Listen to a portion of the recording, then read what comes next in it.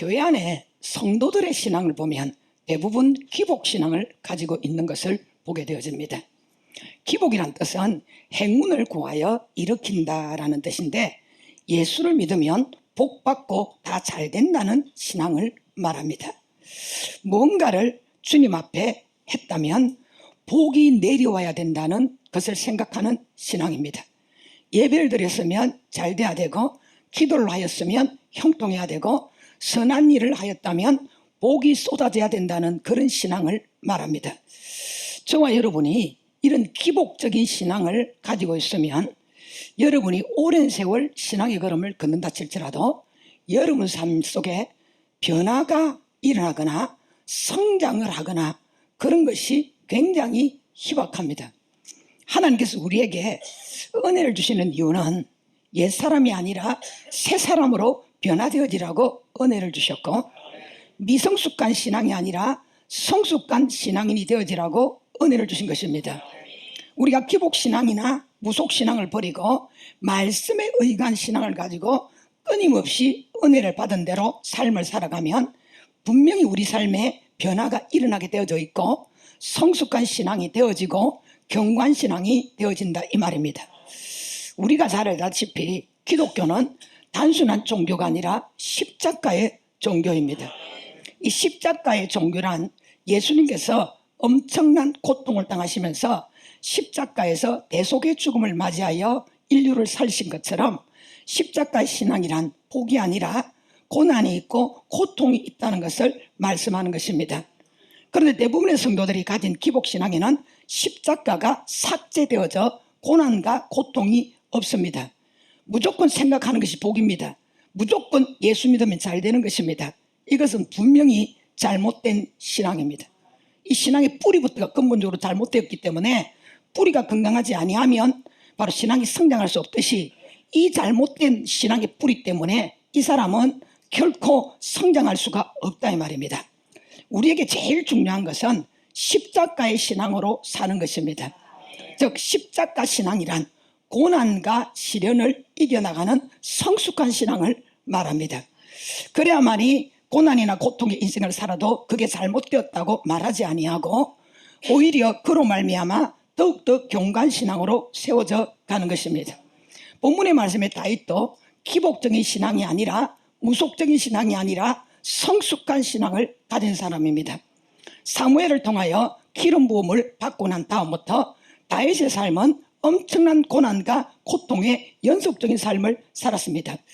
다윗이 기름 부음을 받았다, 이 왕으로 기름 부음을 받았잖아요. 구약에는 아직까지도 예수님이 오시지 않았기 때문에 오실 예수님을 믿고 짐승을 대신하여 제단에 제물로 드리면서 이 제사함을 받는 이런 하나님의 은혜를 허락해 주셨기 때문에 그때는 분명하게 하나님이 세우신 왕이 따로 있었다 이 말입니다. 그러나 신약 시대에는 예수님이 완전한 번제물을 올려드려졌고 예수님 자신이 제사장이 되어져 완전 대제사장이 되어져서 제물로 바쳐져 버렸기 때문에 다시는 제물을 다른 어떤 짐승을 제물로 올릴 필요가 없고 예수 그리스도 이름과 예수님의 피 그 의지하기만 하면 누구든지 하나님 앞에 예배자가 되어지고 또 왕같은 제사장이 되어져서 베드로전서 2장 말씀처럼 하나님 앞 온전한 예배를 드릴 수가 있는 것입니다. 그렇다면 다윗이 왕의 기름을 부음을 받았다는 이것을 오늘 우리 시대에 살아가는 말씀으로 적용을 시켜보면 이 기름 부음이란 자체는 성령을 말씀하고 있는데, 말하자면 예수 그리스도를 믿겠다고 교회에 나와서 성령의 기름 부음을 받고 성령을 받고 난 그 다음부터 다윗의 인생에는 좋은 날이 있은 것이 아니라 평탄한 날이 있은 것이 아니라 고난의 걸음이고 고통의 걸음을 연속적으로 걸었다 이 말입니다. 그래서 고로 예수를 믿으면 무조건 잘 되고 무조건 복 받고 무조건 형통한 것이 아닙니다. 바로 예수를 믿는 그 순간에 우리는 이 광야의 인생 속에서 거친 길을 걸어가야 되는데, 왜 예수를 믿는 순간부터 성령으로 거듭나는 순간부터 고난의 걸음을 고통의 걸음을 걸어가야 되느냐? 여러분, 우리는 지금 살아가고 예수를 믿고 살아가는 우리가 현장 자체가 단순하게 우리는 그냥 명수동에 이렇게 살아가지만은 영적으로 보면 적진의 중앙에 있는 사람들입니다. 적군의 중앙에 있는 사람이라 이 말입니다. 이 세상이란 임금 사탄이 지금 우리를 에워싸고 할 수만 있는 대로 내가 예수를 믿고 성령으로 거듭난 순간에 우리를 엄청난 고난과 시련을 통하여 하나님께로 떨어져 놓도록 만들어서 우리를 지옥으로 데려가려고 안간힘을 쓰는 이런 사탄의 수작들이 있고 이 괴계들이 있기 때문에 우리가 평안하게 살아갈 수가 없는 것입니다. 만약에 여러분이 예수를 자기가 믿는다고 했는데 예수를 믿고 난 그 다음에 기복적인 신앙과 무속적인 신앙을 가지고 계속적으로 살아오고 있다면 여러분 자신을 분명히 시험해 봐야 됩니다. 무슨 시험을 해보느냐, 내가 진짜 성령의 기름 부심을 받았는가, 성령 받았는가. 왜냐하면 마귀는 자기 백성은 이미 자기에게 속해 있기 때문에 건드릴 필요가 없습니다. 그냥 그 운명대로 끌고 가면 돼요. 그러나 예수 그리스도를 믿음으로 말미암아 완전히 구원을 받고 성령으로 거듭난 사람은 이미 주소가 옮겨졌잖아요. 마귀의 백성이 아니라 하나님의 백성이 되어졌고, 마귀의 소속이 아니라 하나님의 소속이 되어져서 사탄에게 장악되던 손에서 해방과 자유를 누린 사람입니다.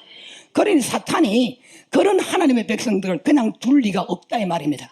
그 가운데서도 하나님은 강권적으로 임마누엘로, 에베네셀로, 여호와 니시로, 여호와 라파로, 엘사다이 전능하신 하나님으로 우리를 지키시고 보호하시고 함께 하시기에 오늘날 우리가 예수를 믿고 10년이 됐다, 20년이 됐다, 30년이 됐다 한다 할지라도 그래도 이 좁은 길을, 주님을 따라가는 길을 걷고 있는 것은 내가 잘나서가 아니고 내가 대단해서가 아니라 임마누엘 하나님이 나를 지키시고 에베네셀 하나님이 나를 도우시고 여호와 니시 하나님이 나에게 승리를 주셨고 여호와 라파 하나님은 나를 고치시고 나를 치료하시는 하나님의 은혜가 있었고 전능하신 엘사다이 하나님이 여호와의 산으로 우리를 둘러딘지셔서 우리를 지금까지 보호하시고 계시기 때문에 우리가 이 적진의 중앙에 적진의 영역 속에 돈자고 있음에도 불구하고 우리는 마지막까지 분명히 승리하게 되어질 것입니다. 그러나 성령으로 거듭나는 그 시간부터, 그 순간부터 우리는 고난을 피해갈 수도 없고 고통을 피해갈 수도 없는 것입니다. 왜냐, 우리가 항상 말하듯이 예수를 믿는 그 순간부터 우리는 내가 원하든 원치 않든 적진에 있고 영적 전쟁에 투입이 되어져 버렸기 때문에 전쟁이라는 그 자체는 싸우는 거지, 전쟁이라는 그 자체는 여러분 봄바람을 날리는 것도 아니고 여러분 여러분이 살아가는 삶이 안락한 삶을 살아가는 것도 아닙니다. 왜? 벌써 전쟁이라는 용어를 생각해 보면은 여러분 피 흘림이 있어야 되는 것이고 죽느냐 사느냐 생사의 기로에서는 고통이라는 것을 우리가 너무 잘 알고 있지 않습니까? 그런데도 불구하고 아직도 예수 믿으면 잘 되고 예수 믿으면 복 받고 예수 믿으면 잘 나갈 거라고 생각하는 이 잘못된 상식적인 영적 상식을 가지고 있는 사람들, 이런 사람들은 실제로 돌아봐서 뚜껑을 열어보면 절대 그 사람은 거듭난 사람이 아닙니다. 그 속에 생명이 있을 수가 없습니다. 바로 바울 사도가 예루살렘으로 거쳐서 나아가 로마로 들어가 순교를 당하려고 할 때에 많은 사람이 예루살렘으로 들어가면 다시는 바울을 보지 못할 것 같아서 그 앞을 가로막을 때에 바로 그들에게 하는 말이, 내가 고난을 받고 죽음까지도 가겠으나 하나님 나라를 들어갈 자는 많은 고난을 받아야 되고 겪어야 된다고, 자기만이 아니라 바로 거기서 울고 있는 바울 사도의 앞을 가로막고 있는 성도들에게 분명히 십자가의 신앙을 가지라는 것을 말씀했다 이 말입니다. 바로 다윗도 이런 기름 부음을 받고 난 다음부터 다윗의 삶은 엄청난 고난과 고통의 연속적인 삶을 살았습니다. 그래서 우리가 읽어보지 않았던 여기 31편 9절 말씀을 보니까 내가 근심 때문에 눈과 영혼과 몸이 새하였습니다 라고 고백을 하고 있고, 내가 그 상황에서 정말 죽을 것 같은, 못 살 것 같은, 이제 너무 지치고 너무나 힘이 버거운 이런 현장 속에 자기가 있다는 고백을 한 것입니다. 그런데 다윗은 그로 말미암아 무너진 것이 아니라 하나님 마음에 합한 성숙한 신앙으로 세워졌습니다. 여러분, 성숙한 신앙이 무엇입니까? 이 성숙하다는 이 말을 국어사전을 찾아봤더니 단계를 거쳐 일반적으로 기대되는 정도에 이르다. 단계를 거쳐서 무슨 단계입니까? 유아 때에, 학생 때에 뭐 이 단계 있잖아요. 이 단계를 다 거쳐서 일반적으로 봤을 때에 야 괜찮네, 이제 보니까 참 괜찮은 사람이네, 아이 저 정도면 괜찮지. 사람들에게 이런 기대되는 기대치에 이르는 정도, 여기 성숙하다는 뜻입니다. 즉 어린아이의 털을 벗어버리고 어른스럽게 성장한 장성한 상태를 성숙하다라고 말하는 것입니다. 성경에는 성숙하다는 것을 에베소 4장에 이렇게 표현하고 있습니다. 바로 젖을 먹지 않는 젖을 뗀 장성한 자, 이렇게 표현을 하고 있습니다. 성숙하다는 말은 바로 장성한 자라는 이 말입니다. 그러면 우리가 성숙한 신앙이 무엇인가? 성숙한 신앙이 되어지려면 성숙한 신앙이 무엇인가를 알아야 되겠죠. 첫째, 경건한 두려움을 가지는 것. 이게 성숙한 신앙입니다. 자, 19절 말씀 같이 읽겠습니다. 주를 두려워하는 자를 위하여 쌓아두신 은혜 곧 죽게 피하는 자를 위하여 인생 앞에 베푸신 은혜가 어찌 그리 큰지요. 아멘. 자, 성숙한 신앙의 첫 번째 포인트가 뭐냐? 저와 여러분, 경건한 두려움을 가지는 것. 자, 우리가 인생을 살다 보면 많은 종류의 두려움들이 생겨납니다. 이 어둠에 대한 두려움들. 이 아이들이 이제 갓 대여섯 살 이렇게 되어지면 예전에는 밤인지 낮인지 모르다가 뭔가 생각이 좀 있을 때 밤을 막 무서워하고 두려워하는 거, 이런 단계가 있어서 밤에 화장실에도 못 나가고 집안에 있는데도 화장실에도 못 나가고, 그래서 굉장히 어둠에 대한 두려움이 생겨나는 단계를 봅니다. 단 어떤 이는 가난에 대한 두려움이 있습니다. 못 살면 어떡할까? 참, 우리가 이거 다른 사람보다 삶의 수준이 이 바닥이 되면 어떻게 할까? 가난에 대한 두려움. 또 어떤 사람은 질병에 대한 두려움을 가지고 있습니다. 남이 아프면 나도 아플 것 같고, 남이 그 병이 들면 나도 그 병이 들 것 같아 가지고서는 날마다 이 질병 때문에 오금이 저리도록 살아가는 사람들이 굉장히 많습니다. 또 어떤 사람은 사랑에 대한 두려움입니다. 연인끼리의 사랑이 실패할까? 부모와 자식 간의 사랑, 자식은 부모에게, 부모는 자식에게 버림받을까 같은 이런 사랑에 대한 두려움이 있습니다. 또한 미래에 대한 두려움, 앞날에 대한 두려움은 모든 인간이 다 가지고 있는 두려움일 것입니다. 또한 최고의 클라이막스의 인간의 두려움은 죽음에 대한 두려움입니다. 이런 두려움이 생겨나는 근본 원인은 인간이 가지고 있는 제 본성에서 생겨난다 이 말입니다. 에덴 동산에 아담과 하와가 원죄를 지은 후에 두려움 때문에 나무 사이에서 숨어버린 사건이 있었습니다. 그때 하나님께서 아담을 부르셨는데, 아담이 하는 말이 아담아 아담아 이렇게 불렀는데, 자기가 뭐라고 대답을 하냐 그러면은 자기가 벗었으므로 두려워서 숨었다 이렇게 말을 하는 것입니다. 자기 이름을 부르는 주님 앞에 나무 사이에 숨어서 하는 말이 자기가 벗어서 두려워서 숨었다고 하는 것입니다. 그러자 하나님은 곧바로 말씀하시기를, 내가 네게 먹지 말라 명한 그 나무 열매를 네가 먹었느냐 이 말씀을 하셨어요. 무슨 말입니까? 지금 아담의 두려움은 바로 죄 때문에 왔다는 것을 말씀하고 있는 것입니다. 그래서 두려움의 원조가 누구냐? 두려움의 조상이 누구냐? 아담입니다. 단 두려움은 사탄이 주는 것인데, 사탄은 인간에게 끊임없이 불안과 공포와 두려움을 심어줍니다. 그래서 이 사탄에게 잡힌 사람들은 이 불안과 두려움에서 벗어날 수가 없는 거예요. 막 실오라기 하나 뭘 내도 무섭고 두렵고 불안하고 이런 공포 속에서 살아가니까 남양특집이 별로 있는 게 아닙니다. 전설의 고향을 봐지 않아도 자기 인생 자체가 전설의 고향이야. 날마다 그런 가운데 살아간다 이 말입니다. 그러나 바울 사도는 디모데후서 1장 7절에 말씀하기를, 하나님은 결코 믿는 자들에게 두려움을 주시는 분이 아니라고 말씀합니다. 디모데후서 1장 7절 이렇게 기록되어 있죠. 하나님이 우리에게 주신 것은 두려워하는 마음이 아니요 오직 능력과 사랑과 절제하는 마음이니. 우리 예수 믿는 사람들이 두려워해야 되는 것은 세상 사람들이 두려워하는 명예도 아니고 권세도 아니고 실패도 아닙니다. 그렇다고 사람도 아닙니다. 질병도 아닙니다. 죽음도 아닙니다.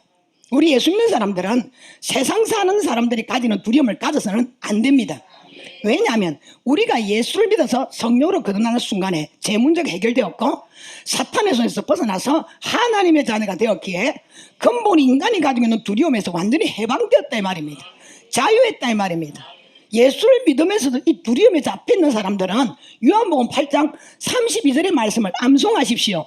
진리를 알지니 진리가 너희를 자유케 하리라. 이미 주님은 진리시고 복음은 진리셔요. 말씀은 진리입니다. 그 진리가 우리에게 이미 자유를 선포했으면 우리는 그 자유를 누리며 사는 사람이 돼야 된다 이 말입니다. 다만 우리가 이런 두려움에서, 세상적인 두려움에서 해방과 자유를 누리되 우리가 예수님을 나의 구주로 영접하는 순간부터 우리에게는 세상과 다른 경건한 두려움이 새롭게 생겨나는 것입니다. 그것이 무엇입니까? 하나님을 향한 두려움입니다. 이것은 하나님을 두려워하는 것입니다. 마태복음 10장 28절 말씀에 이렇게 기록되어 있죠. 몸은 죽여도 영혼은 능히 죽이지 못하는 자들을 두려워하지 말고 오직 몸과 영혼을 능히 지옥에서 멸하실 수 있는 일을 두려워하라.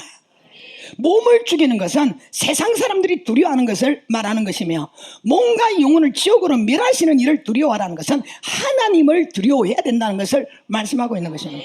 성도 여러분, 하나님을 두려워하는 경건한 두려움은 어린아이와 같은 신앙을 가진 사람에게는 이거는 가질 수가 없는 것입니다. 성숙한 신앙을 가진 사람에게만 이 하나님을 향한 경건한 두려움이 생겨납니다. 이 원리는 부모와 자식 간에도 나타나는 거죠. 아이가 철이 없고 생각과 모든 면이 어린아이 쪽에는 그냥 부모가 좋습니다. 부모가 사랑의 대상입니다. 그러나 시간이 지나 성장하게 되어지면 부모를 사랑하면서도 부모님의 위험과 권위 앞에 두려움을 가질 줄 아는 사람이 되어집니다. 어릴 적에는 막무가내로 때를 쓰기도 하고 고집을 부리기도 하면서 감당이 안 되는 아이들로 자라다가 성장을 하게 되어지면 부모님의 해초리도 무서워하면서 자신의 고집도 꺾고 때를 따라 가고 싶지 않은 심부름도 하면서 말귀도 알아듣습니다. 신앙도 마찬가지라 이 말입니다. 어린아이와 같은 신앙일 때는 원망하고 불평하고 투정하고 하나님을 하나님으로 섬기지 못하고 도리어 하나님을 자기 인생의 뒷배를 봐주는 심부름꾼으로 생각하고 산다는 거죠. 그러나 시간이 지나면 우리의 심령 속에 하나님께 주신 은혜와 사랑이 커져가면 동시에 하나님에 대한 경외심이 그냥 작동하기 시작을 합니다. 누가 만든 것도 아닌데 자연적으로 우리 영혼에 그것이 생겨나게 되어 있습니다. 그것은 곧 하나님에 대한 두려움입니다. 문제는 오랜 세월 신앙생활을 했음에도 불구하고 하나님은 사랑이라는 불변의 법칙 속에 뿌리를 내리고는 끊임없이 사랑 타령만 하는 만년 아이와 같은 성도들이 짜다리 많습니다. 믿음으로 살 생각은 하지 않고 하나님은 사랑이라서 괜찮아, 나를 이해하신다, 나보다 나를 더 잘하시는 주님, 내 뜻대로 내 고집대로 살면서도 하나님은 사랑이라서 나를 불쌍히 여기고 자비를 여긴다. 그리고 하나님은 나를 절대 포기하지 않는다고 하셨잖아, 끝까지 나를 데리고 간다고 하셨잖아, 이러면서 그 사랑의 하나님의 목이 마른 사람처럼 거기다 자기 삶의 인생의 목을 매달고 살아가는 성도들이 너무 많다는 것입니다. 마치 열매 없는 무화과 나무처럼 살면서도 하나님은 사랑이라서 오래오래 참으신다, 절대 나를 버리지 않는다, 이런 만년 아이와 같은 성도들이 너무나 많다는 사실입니다. 여러분, 사랑 타령은 어린 아이들이 하는 것이지 영적으로 성숙한 사람은 그 사랑에 감사하는 감사 타령, 더 주님을 닮고 싶은 거룩한 타령을 하는 것입니다. 이게 성숙한 사람이 가지고 있는 것입니다. 즉 하나님의 본질이 사랑이신 것은 확실한 사실입니다. 그러나 그 사랑은 투정하는 아이를, 고집스러운 아이를 어루고 따르는 그런 사랑이 아니라 우리를 만들고 세워가시는 거룩한 사랑이라는 사실이죠. 그래서 호세아서 14장 4절 말씀해 보니까 내가 그들의 반역을 고치고 기쁘게 살아가리라, 기쁘게 사랑하리라. 먼저 반역을 고친다는 거예요. 반역이라는 말은 뭡니까? 하나님의 뜻과 반대되는 것이 반역 아닙니까? 하나님 말씀과 반대되는 것이 반역 아닙니까? 하나님과 반대되는 인격, 반대되는 삶, 신앙을 가지고 있으면서 하나님 앞에 사랑을 받으려고 목매 달아가는 그 성도들에게 하나님의 사랑은 그런 사랑이 아니라는 거예요. 네가 반역적인 것, 하나님 뜻에서 벗어나고 하나님 말씀에서 벗어난 그 반역적인 부분을 내가 고치고 기쁘게 사랑한다, 이 말입니다. 우리가 인간이 인간을 사랑하는데도 기쁘게 사랑할 수 있는 사랑이 있고, 여러분 기쁘게 사랑하지 못하는 사랑이 있습니다. 안 그래요? 자식이 예를 먹여도 우리가 부모가 사랑해야 되지만은 어떨 때는 기쁘게 사랑이 안 나와요. 그냥 내가 저 아이의 부모가 하나님이 내게 주시는 아이고 내가 낳았음 게 그냥 사랑하는 거야. 안 그래요? 그래서 그렇게 사랑하는 거예요. 뭐 기쁘게 막 사랑하는 것은 정말 사랑스러울 때 기쁘게 사랑하는 거죠. 맞지 않습니까? 부부도 시간이 지나서 사랑에 금이 가고 지구가 뭐 파탄이 생기듯이 다 금이 나서 쪼가리 난 그런 사랑을 가지고 있으면서도 하나님께서 마지막까지 검은 머리가 팥불이 되도록 사랑하라고 하시니까 뭐 기뻐서 사랑합니까? 사랑하라고 하니까 그냥 사랑하는 거예요. 그런 사랑을 다 가지고 있다, 이 말입니다. 우리 주님도 마찬가지인 거예요. 우리는 사람이라서 사랑하지 않는 것을 사랑하는 척하고 흉내를 낼 수 있어요. 그러나 하나님은 흉내를 내시거나 척하실 수 없는 분입니다. 그분은 우리를 기쁘게 사랑하고 싶은 거예요. 우리를 구원할 때도 기쁘게 구원하셨어요. 이거 인간 되겠나, 이거 골통인데 딱 내가 이게 세포를 보니까 이거 진짜 골치 아픈 인간인데 이거 이거 건져가지고서는 이게 애남 먹이고 말이지, 내 얼굴에 먹칠하면 어떻게 할까? 그러면서 막 조바심을 가지면서 우리를 선택한 것이 아니에요. 다 알고 계셨지만 우리의 모습이 지금 우리는 가면서 알잖아요. 왕년에 내가 이렇게 제약으로 이 강한 아집을 가지고 있고 고집을 가진지 우리는 몰랐잖아요. 그래도 우리가 괜찮다고 생각을 했어요. 나이가 들고 신앙생활을 하면서 하나님의 은혜가 주의 빛이 내 안에 들어오면 들어올수록 어둠은 적나라하게 드러났어. 야, 내가 이것밖에 안 되냐 진짜로. 나 이런 사람이냐? 진짜 이거 하나님 은혜가 하면 안 될 인간이네. 이걸 누가 말한다면 서러울 거예요. 우리 스스로 그걸 깨닫게 된다 이 말입니다. 아니 나도 나를 쳐다볼 때 기쁘게 내가 사랑할 수가 없는 거예요. 하나님 앞에 내 사랑해달라고 나를 맡길 수도 없어. 너무 고물이라서, 너무 이게 희한한 인생이라서. 그런데도 불구하고 우리 주님은 그런 내 모습을 30년 내숭 믿고 이제야 깨닫고 40년 내숭 믿고 이제야 깨닫고 숨이 넘어갈 판쯤 되어서 요단강 앞에서 깨닫는 사람이 천지인데, 근데 주님은 이미 나를 처음부터 선택할 때부터 30년 후에 나도 알았고 40년에 알아한 거예요. 왜? 우리 인생에 하나님의 손바닥에 있다고 하셨잖아요. 하나님 모르시는 것이 없는 거예요. 그때 가서 아는 게 아니에요. 우리를 의미의 태중에서 이 씨를 심어 인간의 생명의 씨앗을 심기 전에 창세부터 하나님은 나를 택하셨고 나를 아셨다고 되어 있어요. 그렇다면 우리 하나님은 우리를 그렇게 아시면서도 우리와 달라서 기쁘게 우리를 구원하셨다 이 말입니다. 기쁘게 우리를 구원하신 거예요. 근데 우리가 살아가는 삶에 기쁘게 구원했지만은 나의 인격과 나의 삶의 모습이 정말 하나님의 말씀에 어긋나서 자꾸 기뻐할 수 없는 모습을 가지고 있는 거예요. 여러분 보세요. 아이가 그대로 놓아두면 실질적으로 아이가 장성했을 때에 이 사람 안 될 정도의 어떤 버릇이나 습관을 가지고 있으면 그 자식을 사랑하는 부모라면 그를 그냥 두지는 않습니다. 회초리를 들든 어떤 방법을 동원해서라도 그를 고정시킬 것이고 그 아이를 바르게 키울 것입니다. 이게 부모의 마음입니다. 전능하신 하나님 아버지도 마찬가지라는 거예요.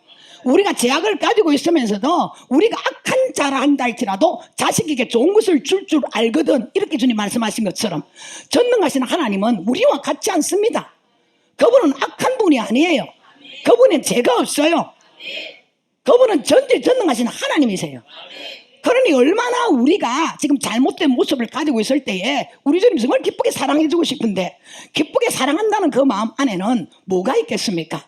우리가 상상할 수 없는 하나님의 은혜가 있을 것이고 하나님의 축복이 있을 것이고 능력이 있을 것이고 우리가 이 세상 살아가면서 필요한 모든 요소가 당신이 기뻐하는 그곳에 있지 않겠습니까? 그러니까 하나님 그런 축복을 주시면서 우리를 사랑해 주시려고 하는데 우리는 전혀 그런 축복을 받을 만한 그릇이 안 되는 거예요.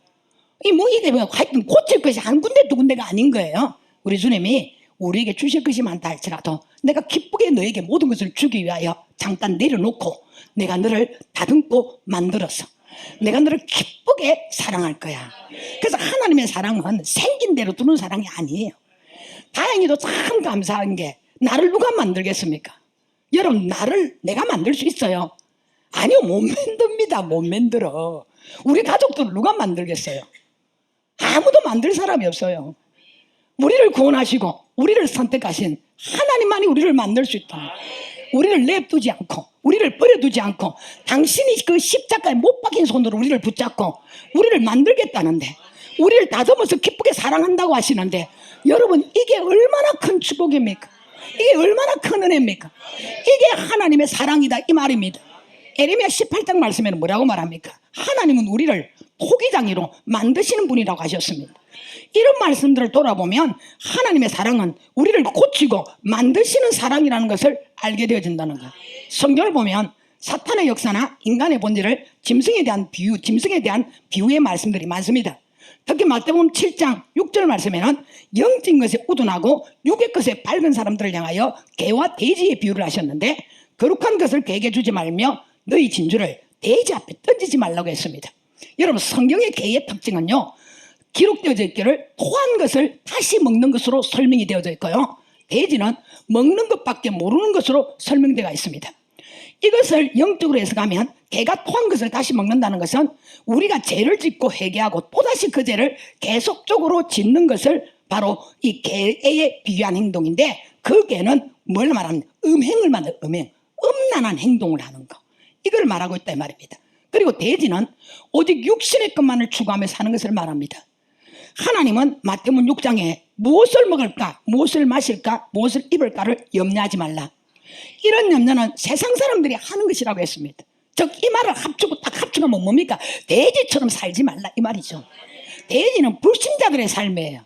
먹는 것, 입는 것밖에 모르고 거기에 기준하여 나는 행복하다, 나는 불행하다, 나는 성공했다, 나는 실패했다, 이것을 전부 다 거기에다 내가 먹고 살아가는 내 삶의 수준에서 행과 불행을, 성공과 실패를 좌우지한다 이 말입니다. 그러나 인간이 산삼뿌리를 먹고 살아도, 온몸에 금기를 두르고 살아도, 밥상이 휘어지도록 진수성찬을 먹고 살아도, 대굴 같은 집에서 떵떵거리고 살아도 이것은 하나의 행복한 돼지의 삶에 불과한 것입니다. 여러분, 울 안에 갇힌 돼지가 배가 터지도록 먹을 때는 행복하죠. 그러나 내일은 도살장에 끌려가서 죽임을 당해야 되는 돼지와 똑같은 꼴이된다 이 말입니다. 우리가 하나님의 사랑을 놓고 평생을 그렇게 산다면 우리의 삶은 정말 돼지와 같고 개와 같은, 주님이 그런 짐승에 비교한 그런 삶의 걸음을 바로 걷는 것과 똑같다 이 말입니다. 거기에는 변화가 있을 수 없습니다. 발전이 있을 수 없습니다. 진보도 없고 전진도 없고 성장도 없는 것입니다. 만년아이로 살아가야 될 것입니다. 그러나 그게 단순한 문제라면 만년아이로 살든지 상관이 없겠지만 성경에는 분명히 하나님의 진노가 있다고 했습니다. 성경이 뭐라고 말합니까?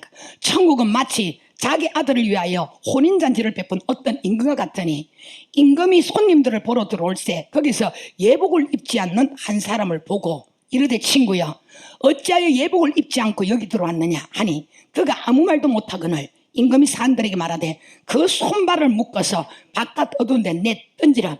거기서 설필며 이를 갈게 되리라 하니라. 청함을 받은 자는 많되 택함을 입은 자는 적으니라.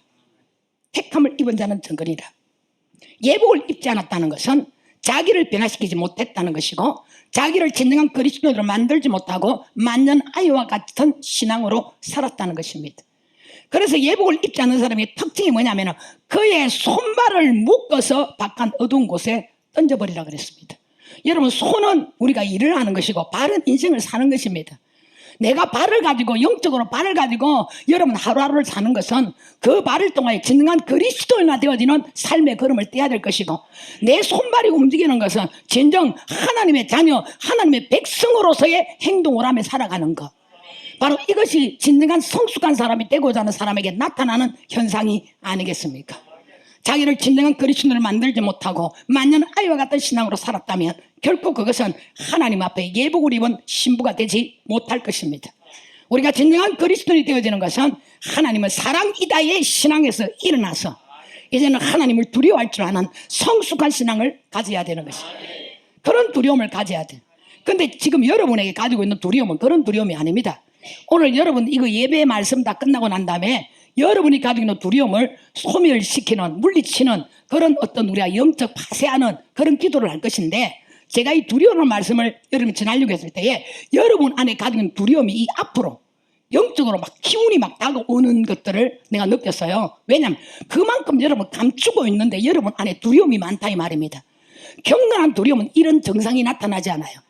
그 두려움이 하나님을 두려워하는 것이 아니라 여러분 살아가는 세상적인 이 삶에서 나타나는 두려움, 사탄이 주는 두려움을 가지고 있기 때문에 그 두려움이 쉽게 말하면 이 두려움에 대한 말씀을 전하니까 막 움직이기 시작하는 거예요. 이 영적 기운들이.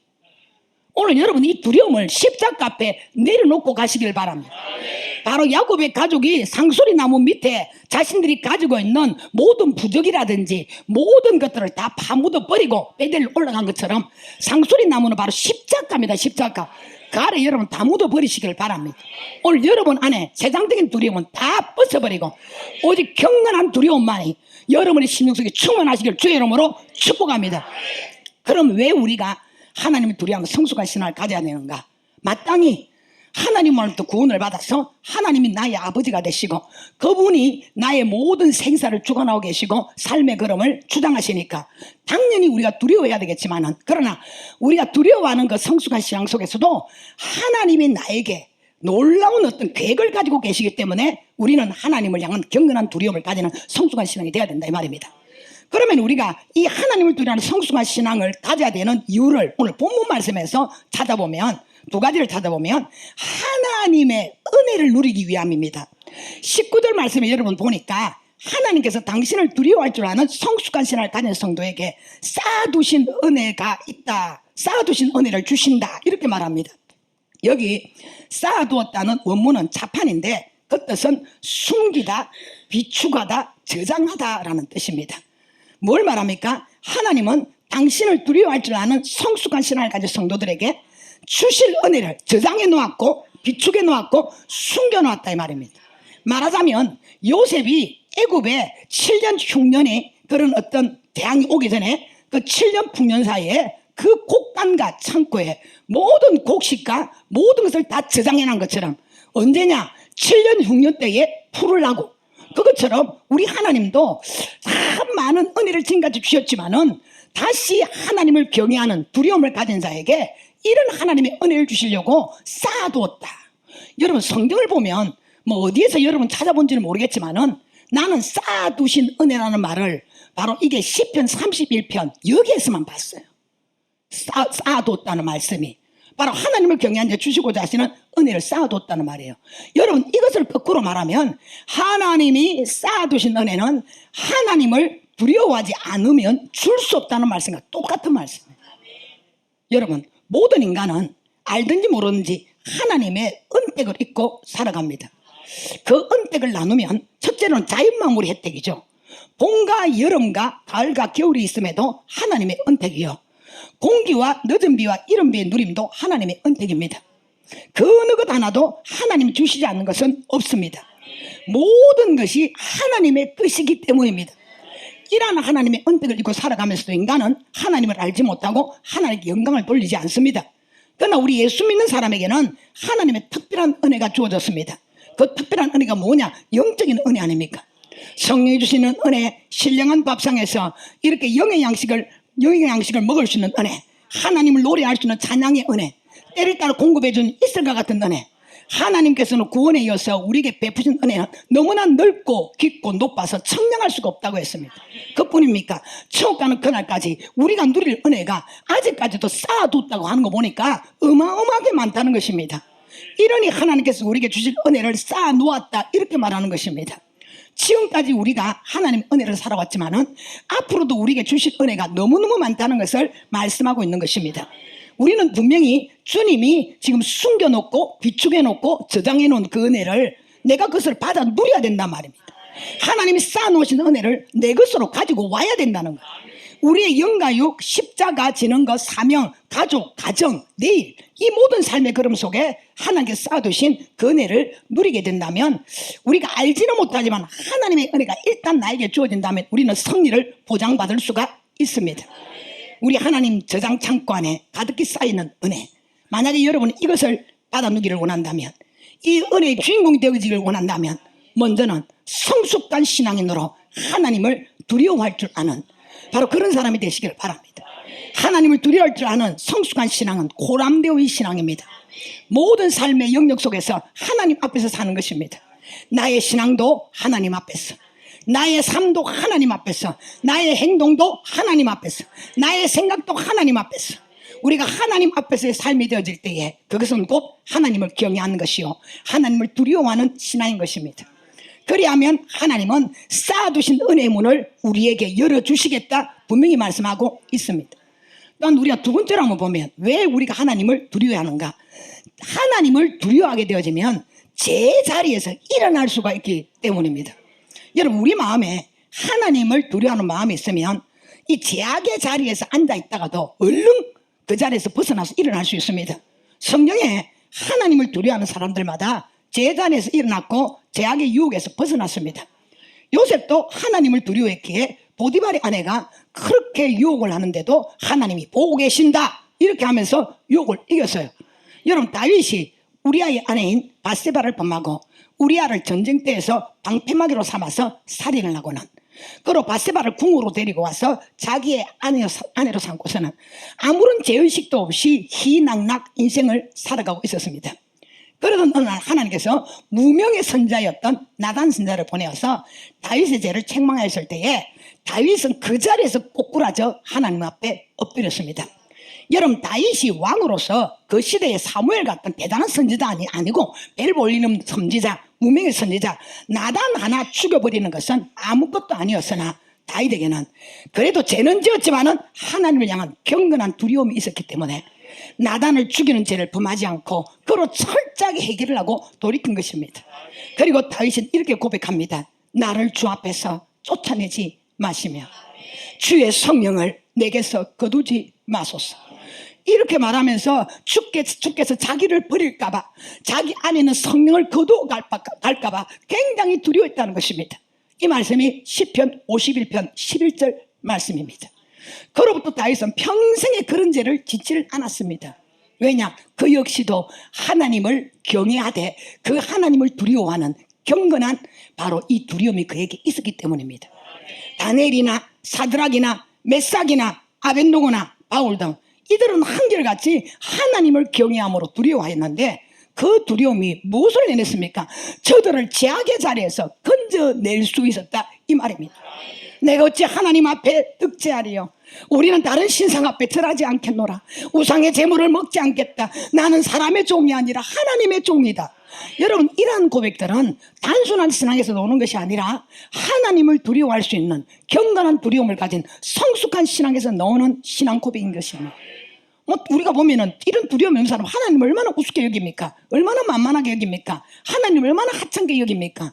그래서 우리가 십계명의 400 보면 하나님을 만유리 여기지 않는다고, 하나님의 이름을 만유리 여기지 말라 그랬잖아요. 우습게 보지 말라는 거죠. 가볍게 보지 말라는 거예요. 누가 우습게 보고 가볍게 봅니까? 하나님을 두려워하는 이런 성숙한 신앙을 가지지 못하니까 하나님을 그렇게 보는 거예요. 우리가 세상 말로 하면 하나님을 몰자가이 보는 거죠. 사람을 몰자가이 보는 것과 똑같은 거예요. 하나님을 그렇게 보는 거예요. 여러분, 세상에서 주는 두려움이나 마귀가 주는 두려움은 우리를 병들게 하고 우리를 패배자로 만듭니다. 그러나 우리가 하나님을 두려워하는 것은 우리를 복되게 만들고 잘되게 만들고 강건하게 만듭니다. 자, 고린도서 7장 11절 말씀 같이 한번 읽어보겠습니다. 같이 읽습니다. 보라, 하나님의 뜻대로 하게 된 이 근심이 너희를 얼마나 간절하게 하며 얼마나 변정하게 하며 얼마나 분하게 하며 얼마나 두렵게 하며 얼마나 사모하게 하며 얼마나 열심히 있게 하며 얼마나 벌하게 하였는가. 너희가 그 일에 대하여 일체 너희 자신의 깨끗함을 나타내었느니라. 아멘. 여러분, 여기 근심이라고 했는데 우리가 근심이란 그 자체가 바로 우리 살아가는 삶에 다가오는 두려움들입니다. 그런데 이 근심, 이 두려움이 얼마나 간절하게 하고 얼마나 변정하게 하며 얼마나 분하게 하며 얼마나 두렵게 하며 얼마나 사모하게 하며 얼마나 열심히 있고 얼마나 벌하게 하였는가. 너희가 그 일에 대하여 일체 너희 자신의 깨끗함을 나타내었느니라. 바로 하나님 주시는 경건한 두려움은 우리를 바로 이렇게 만들어낸다 이 말입니다. 어떻게 우리 자신을 깨끗하게 만들어낸다는 거야. 너희 자신의 깨끗함을 나타내었느니라잖아요. 무엇이 바로 우리 하나님의 자녀가 가지고 있는 경건한 바로 두려움이 우리를 더 깨끗하게 만들었다는 것입니다. 여러분, 교회마다 말씀대로 살고 믿음대로 살려고 하는 성도들 중에 정말 하나님을 사랑하기 때문이라는 이유를 가지고 사는 성도가 과연 손가락을 꼽아 몇 사람이나 되겠습니까? 우리 교회 성도들도 하나님 뜻대로 살기를 원하고 하나님 말씀대로 살기를 원하는 마음이 있을 것입니다. 그분들이 단도직입적으로 물어본다면 정말 하나님을 너무 사랑해서 여러분이 정말 이렇게 말씀대로 살려고 하고 주님의 뜻대로 살려고 합니까? 라고 묻는다면 과연 우리 살림교회 성도들 중에서 몇 사람이 아멘이라고 다 대답을 할 수 있겠습니까? 우리 어떻게 보면 조사하면 다 나와보죠. 뚜껑을 열으면 다 나와요. 그러나 실질적으로 하나님을 사랑하기 때문이라는 성도는 아마 정말 진실로 말해봐라. 이 뻥까지 말고 진실로 말하라고 하면 아마 몇 사람도 없을 것입니다. 다 한결같이 하나님을 향한 경건한 두려움 때문에 다 바로 살려고 하는 거예요. 이제는 들리면서 떨어질까봐 그 더러움 때문에, 그 두려움 때문에 거룩하게 살려고 하고 천국 가면 너 누구야? 하나님 나 모른다면 끝나잖아. 그래서 주님 앞에 좀 아는 척 해달라고, 내가 누군지 좀 알아봐 달라고, 그러면서 하나님 앞에 그 두려운 마음으로 사는 것이고 그 두려움 때문에 신앙생활을 바로 하려고 하는 거 아닙니까?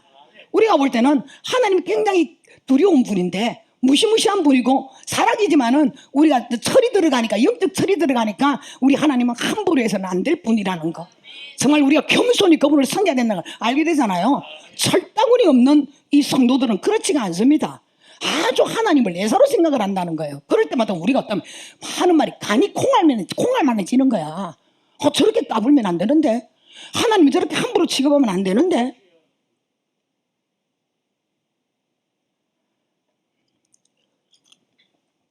우리가 주를 사랑하는 마음으로 바로 산다는 것이 힘이 든다면 차라리 하나님이 두렵다라는 마음을 가지고 죄를 멀리하고 바로 사는 것이 훨씬 낫습니다.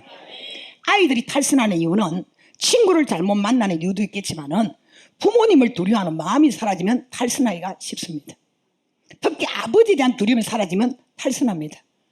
때문에 우리가 누구를 두려워하냐에 따라서 인생이 달라지고 신앙이 달라지는 것입니다. 예수님께서는 육체를 멸하는 자를 두려워하지 말고 몸과 영혼을 능히 지옥으로 멸하는 자를 두려워하라고 말합니다. 육체를 멸하는 자는 마귀라면 영혼을 지옥으로 멸하는 자는 하나님이십니다. 즉 하나님만 두려워하라는 말입니다. 여러분이 하나님을 사랑한다, 하나님을 경외한다는 말들을 시도 때도 없이 쏟아내어도 그 신앙이 참인가의 결론은 여러분의 행동 거지에 달려 있습니다. 그래서 우리 주님은 하나님의 나라는 말에 있지 않고 능력에 있다고 말씀하신 것입니다. 우리 하나님을 정말로 사랑하고 두려워하는 사람의 특징 중에 하나는 죄를 멀리하고 말씀대로 사는 것입니다. 이것은 그 사람이 하나님을 사랑하고 두려워하는 깊이와 넓이와 높이에 따라서 점점 달라질 것입니다. 내가 주님을 두려워하는 경건한 두려움의 깊이가 더 깊어지면 질수록, 덜 넓어지면 넓어질수록, 높아지면 높아질수록 우리는 죄와 점점 거리가 멀어질 것이고 바로 주님과는 점점 가까운 거리를 두고 주님을 섬기게 될 것입니다. 때문에 우리는 하나님을 두려워하는 마음이 없이는 온전한 인생이 되어질 수 없고 온전한 신앙인이 되어줄 수 없습니다. 그러므로 모든 축복의 근본이 되시는 하나님을 두려워함으로 말씀대로 살고 성령의 소욕을 쫓아 살고 믿음으로 살고 주님의 뜻대로 살아야 됩니다. 제대한 삶을 버리고 옳은 삶을 살아야 됩니다. 진실한 삶과 정직한 삶을 살아야 됩니다. 그곳에 하나님이 쌓아두신 은혜 저장 창고의 문이 열리면 닫을 자가 없고 닫으면 열 자가 없습니다. 바로 다윗이 하나님을 두려워할 수밖에 없는 이유가 여기에 있는 것입니다. 그러므로 평생에 사람 두려워하지 마시고 하나님만 두려워하는 성도들이 되시기를 바랍니다. 그래야 그 어떤 핍박과 고난이 와도 뒤로 물러서지 않고 이겨나가는 성숙한 신앙을 가질 수가 있는 것입니다. 말씀을 맺습니다. 성숙한 신앙이 왜 하나님을 두려워하는 신앙입니까? 그것은 하나님은 영이시라 눈에 보이지를 않고 사람은 눈에 보이다 보니 사람보다 하나님보다 사람을 두려워함으로 십자가의 신앙을 가질 수가 없기 때문에 하나님을 두려워하는 것이 성숙한 신앙이라고 말하는 것입니다. 성경에 성숙한 신앙을 가진 사람들보다 모두가 하나님을 두려워하는 사람들이었습니다. 이걸 뒤집어서 말하면 성숙한 신앙이 되어지는 첫걸음은 하나님을 두려워하는 경건한 두려움이 생겨나야 된다. 만약 그것이 생겨나지 못하면 결코 성숙한 신앙으로 나아갈 수 없다. 그것을 내가 가지고 있는 그 신앙이 내 안에서 꿈틀거릴 때에 우리는 만년 굿자 어린아이와 같은 자리에서 내려놓고 성숙한 신앙의 걸음을 걷게 되어지고 장성한 신앙의 사람의 걸음을 걷게 된다는 것입니다. 경건한 두려움에 그 신앙의 뼈대가 세워지지 않는 사람이 성숙한 사람이 되고 장성한 사람이 된다는 것은 그것은 아닙니다. 그것은 잘못된 생각입니다. 모든 성숙과 장성의 첫걸음은 하나님을 두려워하는 마음, 하나님을 경건한 두려움, 사탄이 주는 두려움이 아닙니다. 나를 살리고 나를 새롭게 만들고 나를 변화시키고 나를 성장시키는 경건한 두려움이 여러분을 사로잡고 있어야만이 그 두려움이 나를 성숙한 하나님의 사람으로 만들어갈 수 있다 이 말입니다. 어떤 사람은 그 하나님을 두려워한다고 해서 율법은 끝났는데 그 헛되 헛소리 하면 안 되는 거예요. 율법은 끝난 게 아니라 율법을 완성하셨고 지금도 우리가 율법이 없이는 죄를 죄로 깨달을 수가 없다고 하셨어요. 율법은 우리를 죄에서 깨닫게 만들어서 하나님께로 인도하는 몽학선생과 같다고 했어요. 그래서 분명히 우리는 그 율법이 필요한 것이고 그 율법의 거울의 법칙 속에서 나를 발견하는 것이고 하나님 앞에 바로 나 자신을 모습을 발견하고 주님 앞에 바로 세워져 가는 것입니다. 때문에 저와 여러분이 철저하게 다른 어떤 세상적인 두려움 말고 하나님을 두려워하는 경건한 두려움을 가지게 되어질 때에 그 경건한 두려움 속에서는 하나님의 큰 은혜가 있고 제자리를 박차고 일어날 수 있는 결단과 능력이 생깁니다. 그러므로 하나님을 두려워하는 성숙한 신앙으로 이 세상 끝날까지 믿음을 잃지 않는 그런 아름다운 성도들이 되시기를 주님의 이름으로 축복합니다.